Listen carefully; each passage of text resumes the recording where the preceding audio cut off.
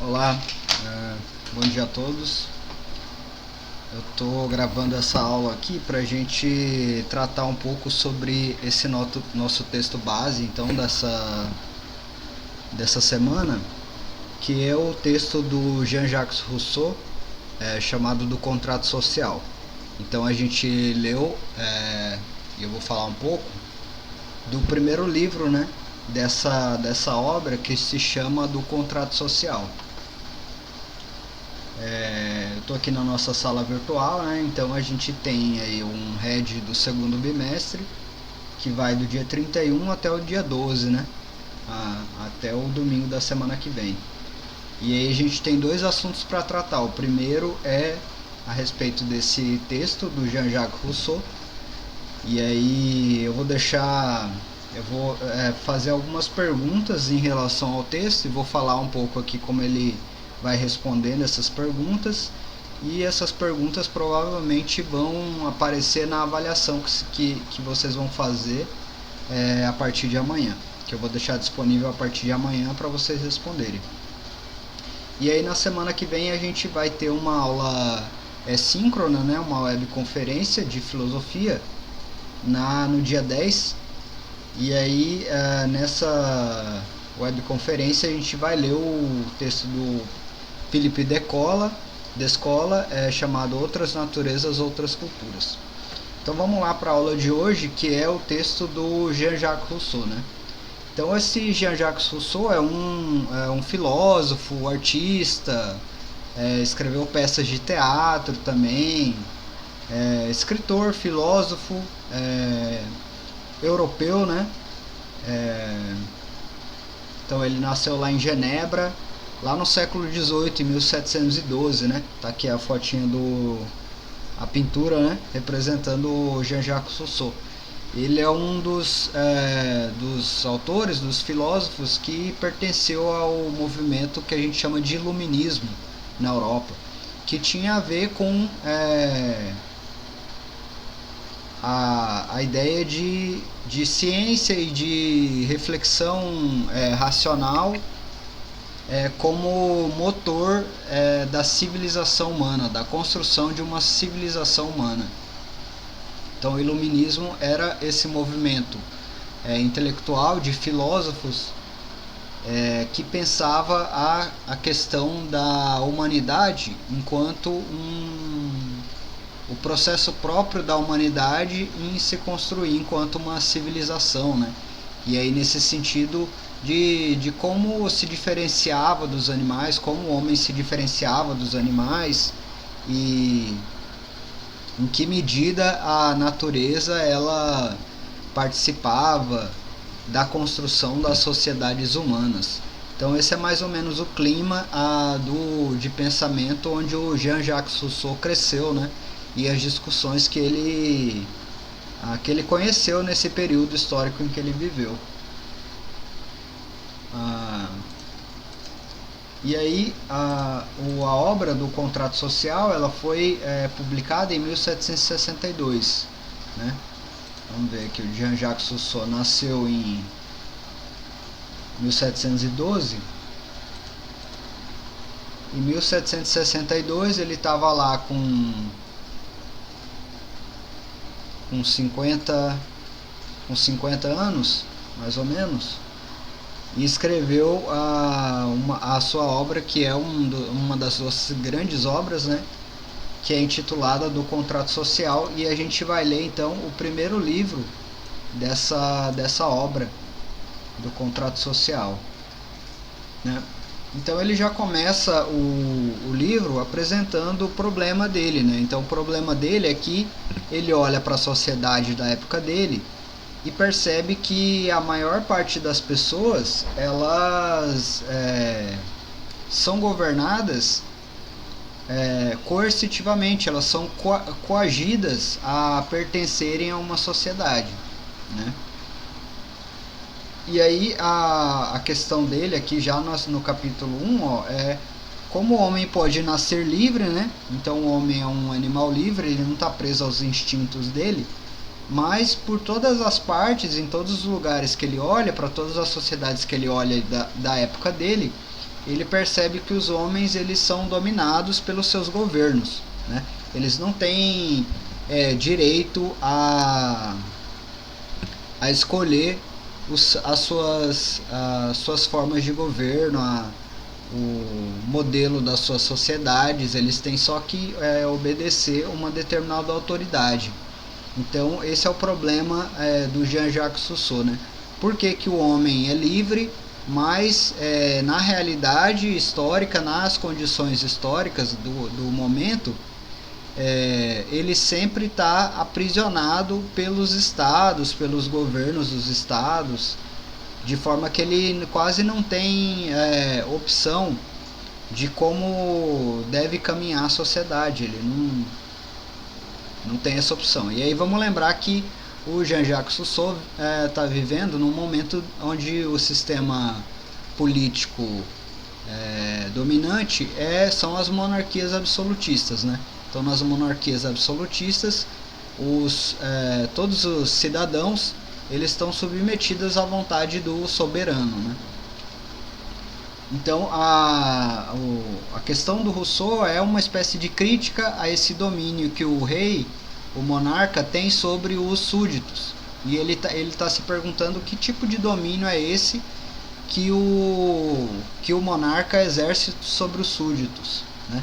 E como é que a gente poderia dizer que esse domínio é legítimo, que ele é válido, que ele é bom, que ele é certo, que ele está num caminho de construir uma civilização, que é esse o caminho de construir uma civilização?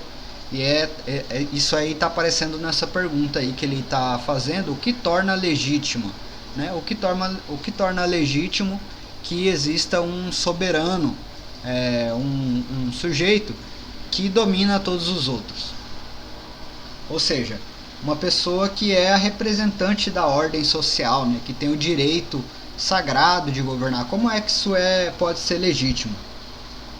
Então a primeira questão que eu formulei mais ou menos assim, que aparece no texto, é a seguinte: se é verdade que todo homem nasce livre, mas que sempre e por conta dessa liberdade que o homem também ele sempre procura se associar com outros, né, a formar comunidades, a formar sociedades, a formar famílias, né? Então ele usa o exemplo aqui da formação das famílias.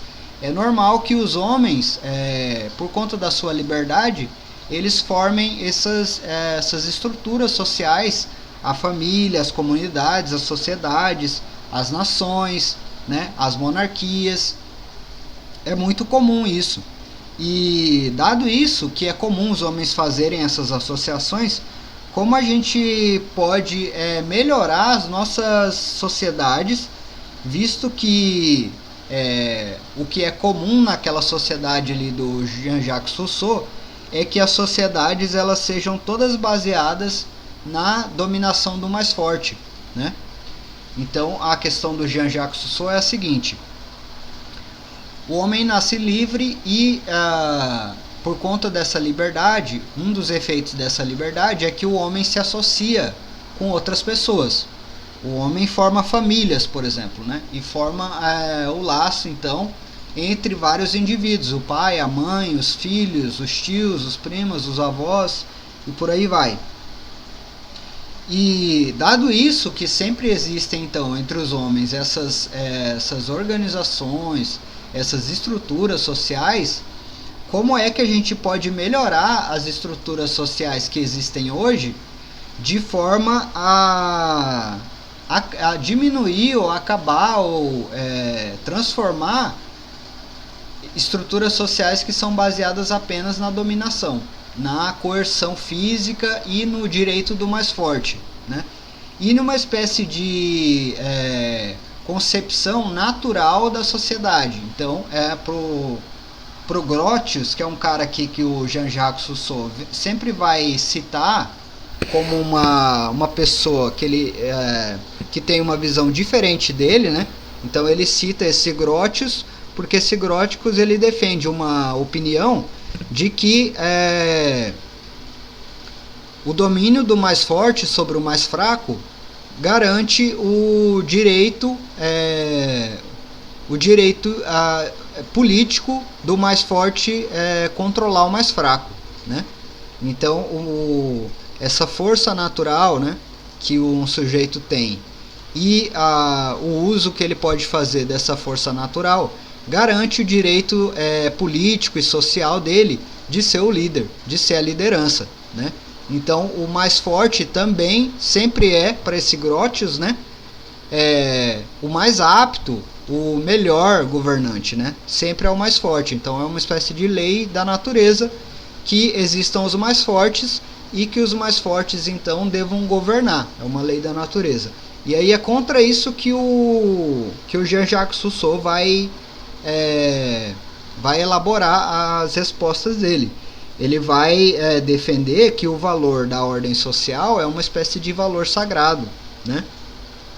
E que essa organização social não tem nada a ver com a força do mais forte, não tem nada a ver com o poder que o sujeito mais forte tem de dominar o mais fraco. Essa ordem social, as sociedades, elas deveriam ser fundadas na possibilidade que elas fornecem de libertação do homem da natureza, né? Ou seja, se os indivíduos no estado natural, que é um termo que o Jean-Jacques Rousseau vai usar bastante, né, e que expressa como ele entende essa evolução da humanidade, essa civilização humana, né? Então a civilização humana, ela começa a sua história em um estado da natureza, né? O que é um estado na natureza? Seria os primeiros sujeitos, né, lá na pré-história humana, a formação das primeiras comunidades, quando os homens começaram a se juntar, né, para formar comunidades. Ele diz que nesse momento o homem ele tá preso de certa forma. Ele está preso, não tem instituições, não tem sociedade, não tem governo, mas ele está preso porque ele está limitado pelos seus instintos naturais, né? Então ele só pode fazer aquilo que o corpo dele consegue, né? Então essa liberdade natural é também uma grande limitação do homem aos instintos. O homem nunca pode sonhar ou produzir alguma coisa que está além dos instintos dele, né? E é isso que a sociedade, a formação de uma sociedade, a formação de uma ordem social vai permitir, né? Então a ordem social ela é um fundamento da evolução da humanidade, no sentido de que no momento que os homens se agrupam em uma ordem social, eles podem realizar coisas que eles nunca conseguiriam com seus instintos naturais. Então eles conseguem realizar o quê? Grandes plantações, grandes sociedades, grandes formas de pensamento. Eles conseguem ampliar a sua compreensão do universo, fazer mais perguntas, trocar mais respostas, encontrar outras verdades. Então tudo isso é um aspecto dessa construção civilizacional dos humanos, né? Os humanos construindo a sua civilização. Para construir a sua civilização, o Jean-Jacques Rousseau está dizendo: o essencial não é a dominação do mais forte, né, como pensava o Grotius. O essencial é o poder que essa união de vários sujeitos possibilita, o poder de construção que essa união de vários sujeitos possibilita. O poder que a ordem social, o poder de construção que a ordem social possibilita. Graças à ordem social, à associação entre vários sujeitos em um objetivo comum, que é possível se construir então uma pirâmide, se construir uma grande embarcação. Sozinho, com os instintos e com a força natural de cada indivíduo, individualmente, não se chegaria a produzir essas coisas. Então, essa é a argumentação do Jean-Jacques Rousseau, né? É preciso então superar essa noção comum, que é uma noção dos escravistas também, né? Então ele coloca esse Grotius aí como um escravista. Então o escravista ele sempre pensava isso, que o direito de dominação do mais forte é um direito natural também, é uma verdade colocada pela própria natureza para dizer quem deve ser dominado e quem deve obedecer, quem deve ser o súdito. E o Jean-Jacques Rousseau está falando, não, isso aí não tem nada a ver. A ordem social é justamente o poder de transcender essa natureza, de ultrapassar essa natureza, de atingir um novo estágio da natureza. E qual é o argumento dele para isso? Para falar que é um novo estágio? É a capacidade que essa união entre vários sujeitos tem de construir coisas, né? Então, indo já para aqui das primeiras sociedades, quando ele vai explicar essa espécie de dessa nova vantagem, né, que a ordem social permite, então permite o homem superar esse estado de natureza para chegar a um estado civil.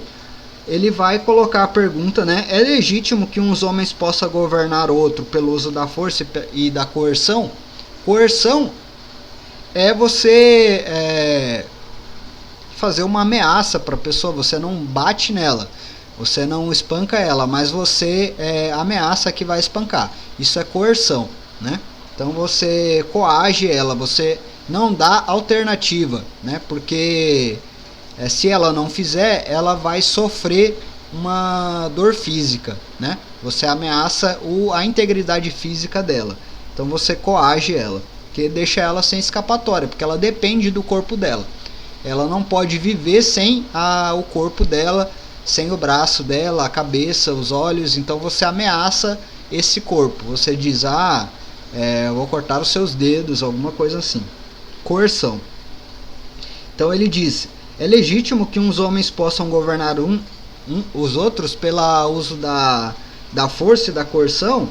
E aí ele vai responder, né, que essa questão da escravidão é possível que a gente construa uma ordem social, onde o fundamento da ordem social é que os mais fortes mandam. Faz sentido essa ordem social? Ele está dizendo que não, que esse tipo de ordem social ela é extremamente frágil, ela não tem legitimidade. Então a legitimidade seria o poder, a verdade de uma ordem social. E ele diz, né, que é ilegítimo esse domínio pela força e que o direito é oposto à força. Então, se você tem que usar a força para a dominação, para manter o governo, é porque já não há nenhum direito, né? O direito, então, seria o quê? O que seria as leis, o Estado, o direito, a sociedade civil, né? Que diferencia então os homens dos animais e do estado dos humanos em estado de natureza, né? No estado primitivo de natureza. O que diferencia é justamente o direito, né? O que é o direito então? Depois ele vai explicar isso quando ele chega no contrato social, mas já adiantando, o direito então seria a vontade comum de todos esses sujeitos, de todos esses indivíduos que estão presentes ali na comunidade. Então esses indivíduos eles se reúnem, né, na sua razão e na sua comunicação, eles discutem e chegam a uma posição de que eles precisam frear os seus instintos, né, limitar os seus instintos, ceder um pouco nas suas vontades naturais em função de um bem comum, né? Esse bem comum pode ser construir a cidade, proteger a cidade, ter uma capacidade produtiva de alimentos maior, né? Esses são os bens comuns que a sociedade, que a ordem social, que a sociedade civil permite, né? Então, se a força não é uma coisa legítima para estabelecer quem governa, então a gente se pergunta se a autoridade é alguma coisa natural. Então é natural que alguns dominem e outros não. Em algum momento o Rousseau ele vai brincar com isso, né? Dizendo, então eu me reivindico o senhor da humanidade, né? Ele vai brincar com isso nesse sentido. Se a questão é a força, né, então qualquer um pode reivindicar essa essa autoridade sobre os homens, sobre a sociedade. Pode reivindicar então o governo, a liderança dessa sociedade. A resposta dele é que não, a autoridade não é uma coisa natural. A autoridade é o que atribui moralidade às ações humanas, diferenciando dos instintos. Então, no estado de natureza, né, e o uso da força é um aspecto do instinto do homem, né? No estado de natureza, a autoridade ela é instintiva, né?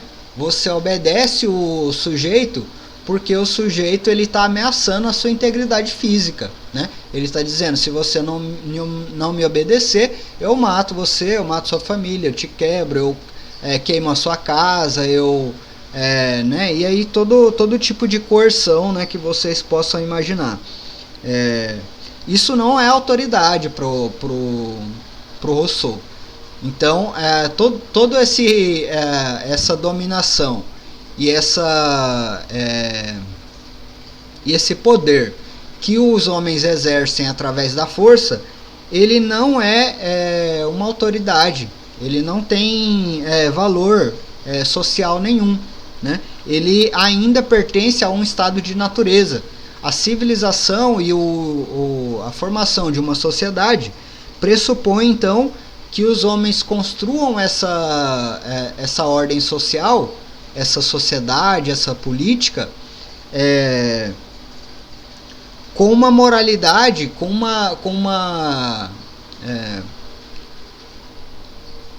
uma capacidade de discernimento, né, de escolha entre o que é bom e o que é ruim, né? E esse é o aspecto moral. Então, a formação de uma sociedade pressupõe que os indivíduos eles tenham uma concepção de que nem tudo que eles podem fazer, eles devem fazer, né? De que eles deixarem de fazer muita das coisas que os seus instintos mandam, né? Eles deixarem de só obedecer os seus instintos, eles cederem à vontade das pessoas que eles estão na comunidade, né? Dos seus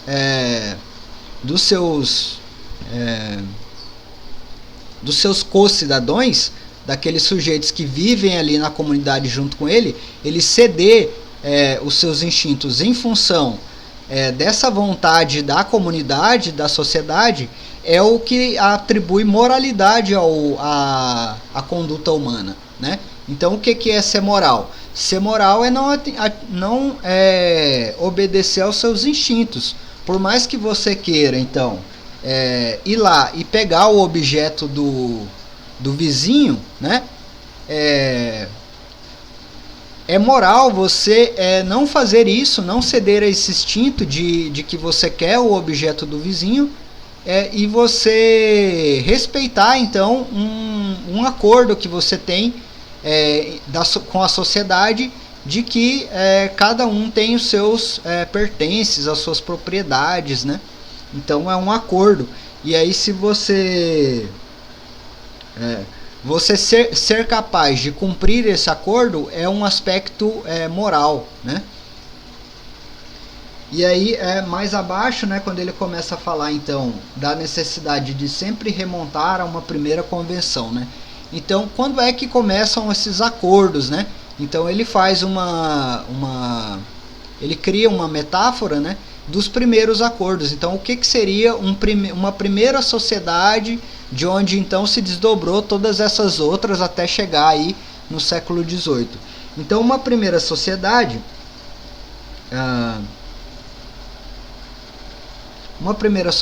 ela seria um primeiro grande acordo, onde os homens perceberam que através desse acordo, onde eles cedem os seus instintos, onde eles fazem uma negação nos seus instintos em função da vontade coletiva, esse acordo permitia um engrandecimento do homem, né? Um engrandecimento moral, que a gente já mencionou aqui anteriormente, e um engrandecimento na capacidade de produção também humana, no sentido que eu mencionei lá no início, né? A capacidade que um agrupamento de pessoas permite no sentido de produzir mais, de ter estabilidade, segurança e esses aspectos da sociedade civil. Então a pergunta nesse momento aí do capítulo 5 é mais ou menos assim: pode um homem em boas razões dar-se como senhor a um escravo? Então essa pergunta seria referente ao item da escravidão, né? Então ele está lá nessa discussão com o Grotius, né, que é o escravista, e ele vai se perguntar então como pode uma sociedade ser fundada em torno de escravos, né? Como pode o governo ser estabelecido a partir da dominação do mais forte, né? Daquele que pode coagir todos os outros. E aí ele vai fazer uma historinha desse princípio de dominação do mais forte. Então ele vai remontar à antiguidade, né? Então na antiguidade era comum que o sujeito que perdia a guerra, ele, para não morrer no final da batalha, ele cedesse à sua liberdade, né?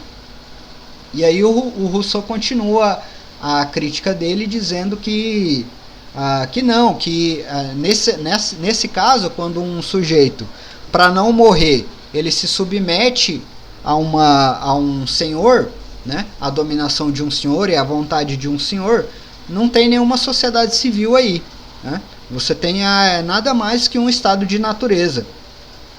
A sociedade civil, então lembrando de novo, é aquilo que vai ultrapassar esse estado de natureza, que vai colocar o homem em uma outra escala, que é o estado social, o estado civil.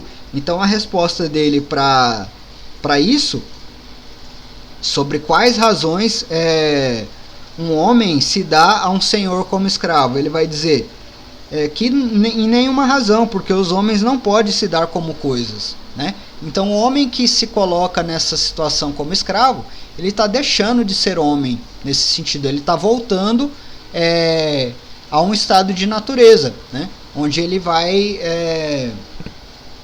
tá limitado ali pelas suas condições instintivas, né? Então ele vai perder esse aspecto moral, esse aspecto civilizacional que é próprio do estado civil, do mundo social.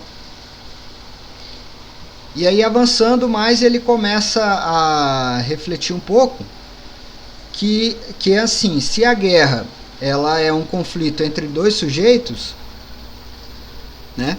E a guerra só acontece porque esses dois sujeitos eles estão instintivos, né? Eles estão numa concepção completamente instintiva de que ele tem que, nessa concepção instintiva, dar vazão a todas as suas vontades, né? Então esse homem ele não está limitado por nada.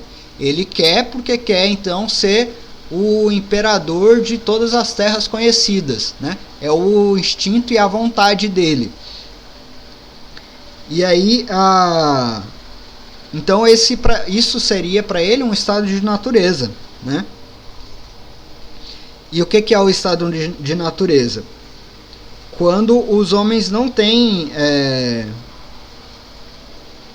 no estado de natureza não pode haver uma guerra no sentido mais moderno, no sentido de que você tem um conflito generalizado. No estado de natureza, os conflitos entre os homens são sempre conflitos instintivos. É sempre uma briga, um conflito particular entre duas vontades, duas ou mais vontades, né? E é completamente diferente da guerra num sentido generalizado, quando todos os sujeitos de uma região entram em batalha contra sujeitos de outra região. Então ele vai dizer isso: a guerra é uma coisa que só existe no estado civil.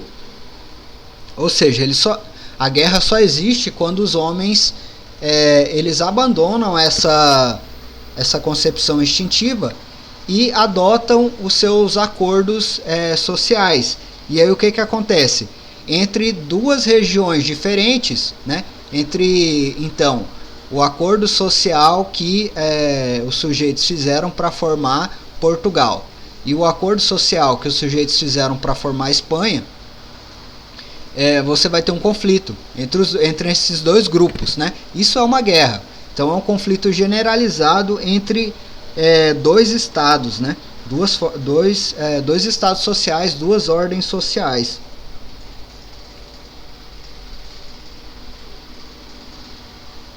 E quando começa a guerra, esses homens, de certa forma, eles deixam de ser cidadãos, né?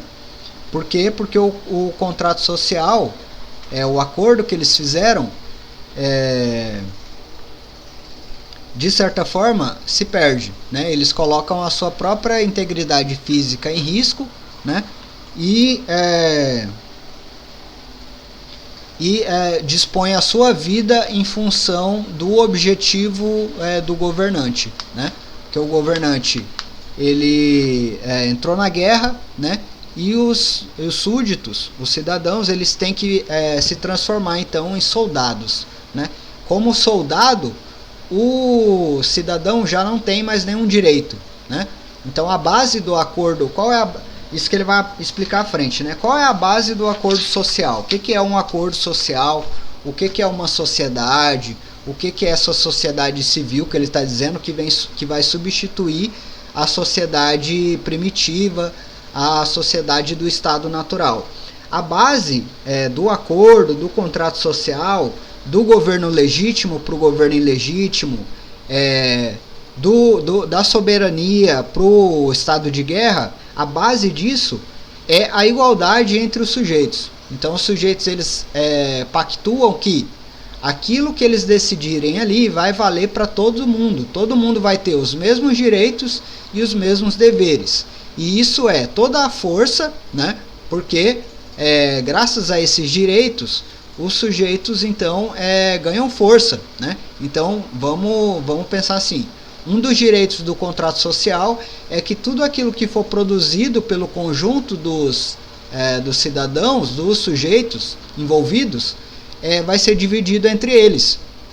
Então o sujeito vai adquirir muito mais riquezas, porque ele está trabalhando em conjunto com um monte de outros sujeitos, do que ele conseguiria trabalhando individualmente. Então olha só a vantagem de fazer esse tipo de contrato social, de entrar em uma sociedade, de participar de uma sociedade. Por outro lado, ele perde aquela liberdade dos instintos dele. Então, se ele quiser todas as coisas, ele não pode, porque aí ele fere o direito do outro também ter. E a base do acordo é igual para todo mundo, né? Se vale para um, vale para outro da mesma forma. Inclusive o rei, né, o soberano, o líder, ele tem os mesmos direitos e as mesmas obrigações de todos os outros cidadãos. E isso é o que torna uma sociedade civil legítima, né? Válida, o que diferencia uma sociedade civil de um estado de guerra, de um estado de escravidão. No estado de guerra, o sujeito ele se torna soldado, então ele perde os direitos. Ele perde os direitos acordados, porque a guerra coloca a sociedade num momento crítico, né? Então ele tem que fazer esses sacrifícios, né, dos seus direitos. Então a diferença entre um governo legítimo e um ilegítimo, que ele vai explicar aqui mais ou menos no capítulo do Pacto Social, é que um pacto social legítimo é um povo em cooperação, né? O povo está cooperando de bom grado porque sabe que o resultado daquela cooperação vai ser distribuído igualmente entre todos, né?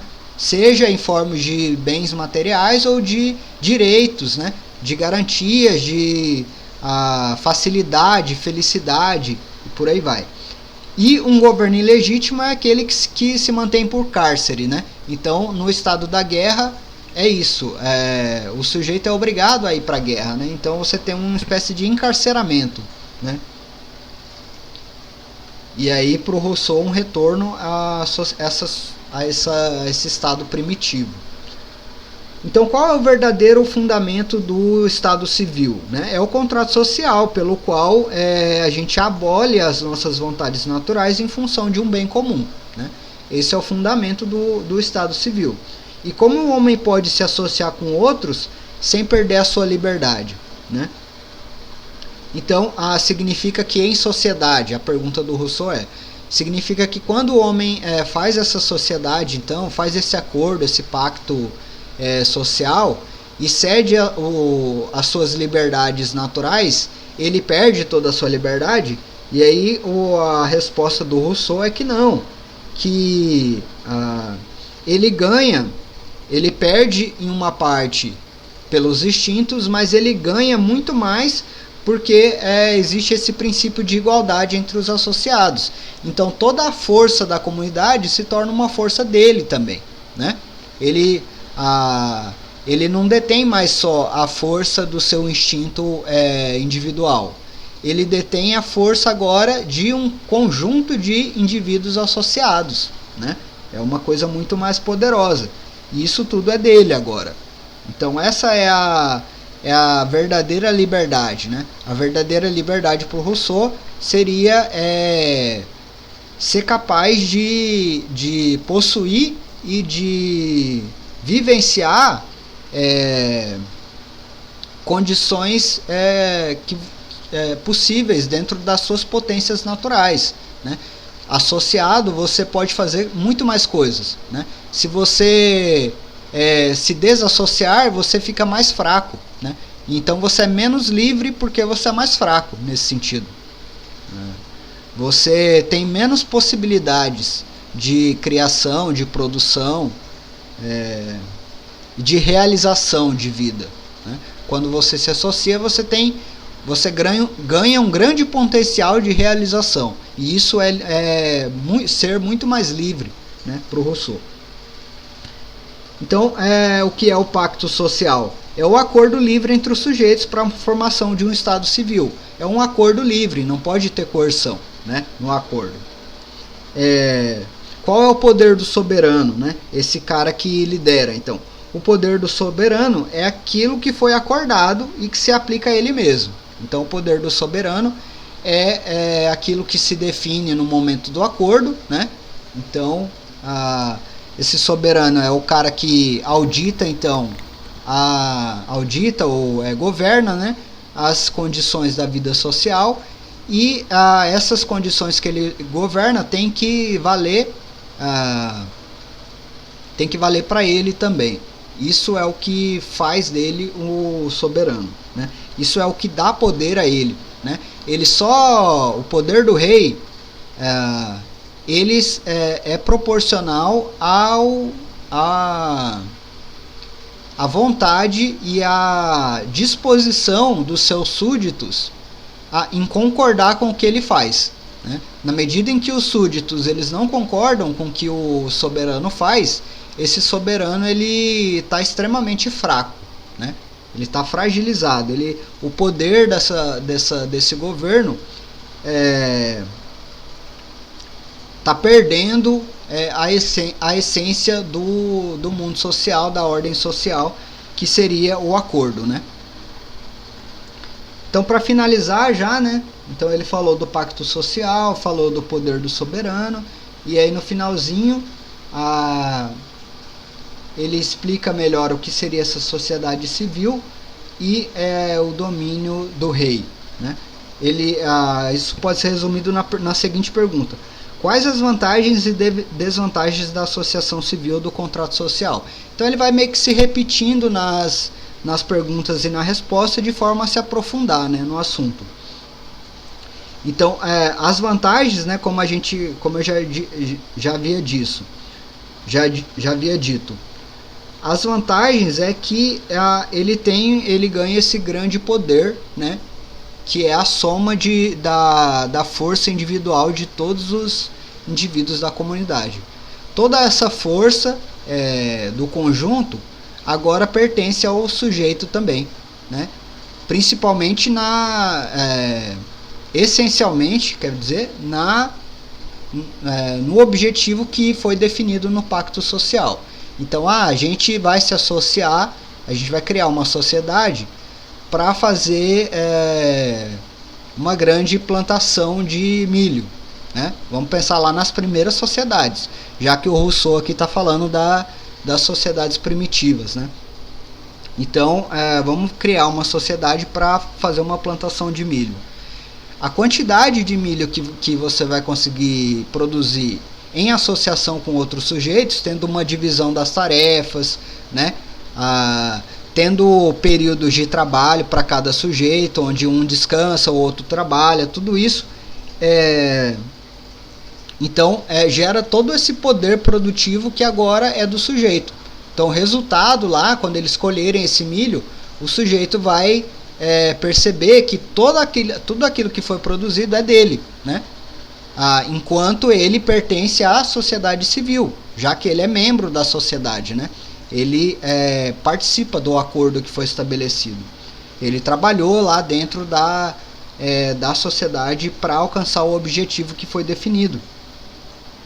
Então, esse é o ganho que ele tem, né? Esse poder de produção e de estabilização do mundo e das condições de existência, de sobrevivência que a sociedade permite, né? E o que ele perde? Ele perde a sua liberdade natural, instintiva, né? Mas isso em troca de daquilo que o Rousseau vai entender como uma liberdade muito maior, que é essa liberdade de dar vazão às potências humanas, né? Então o ser humano ele tem essa potência de construir grandes coisas.